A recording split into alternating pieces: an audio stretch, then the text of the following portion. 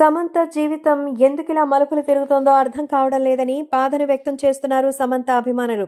సమంత డిప్రెషన్‌లో కుంగిపోయింది. ఇప్పుడిప్పుడే బయటపడుతుందనుకుంటే, సమంత మరి తన డైవోర్స్ తీసుకున్నటువంటి నాగ చైతన్య ప్రేమించి మరొక అమ్మాయిని పెళ్లి చేసుకోవడానికి సిద్ధమైపోయారు. వారం రోజుల్లో నాగ చైతన్య పెళ్లి చేసుకోబోతున్నాడు శోభితా ధూళిపాలని. ఇలా ఉంటే సమంత సిటాడెల్‌తో హిట్ సాధించింది. సంతోషంగా ఉంది అనుకుంటే, సమంత తండ్రి ఆకస్మిక మరణంతో మరోసారి కుంగిపోయింది సమంత. ఈ తరుణంలో నాగ చైతన్య వచ్చి సమంతని పరామర్శిస్తారా?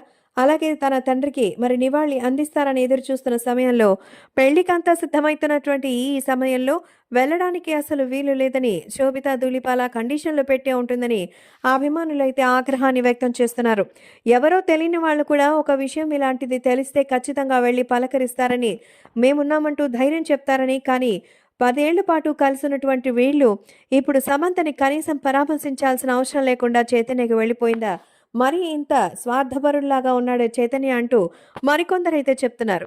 ఏది ఏమైనా సమంత నాగ చైతన్య విడిపోవడానికి కారణాలు ఇప్పటికీ తెలియవు.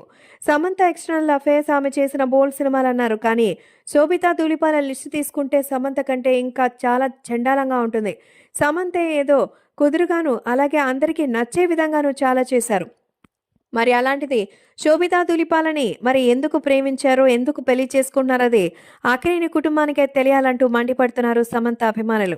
ఈ సమయంలోనైనా కనీసం ఒక స్నేహితుడిగా, తెలిసిన వ్యక్తిగా అయినా సమంతకి ఒక ఓదార్పు మాట చెబితే ఏమైపోయిందే అంటూ అంత పాషాణ హృదయుడా మరి చైతన్య అంటూ మండిపడుతున్నారు సమంత ఫ్యాన్స్.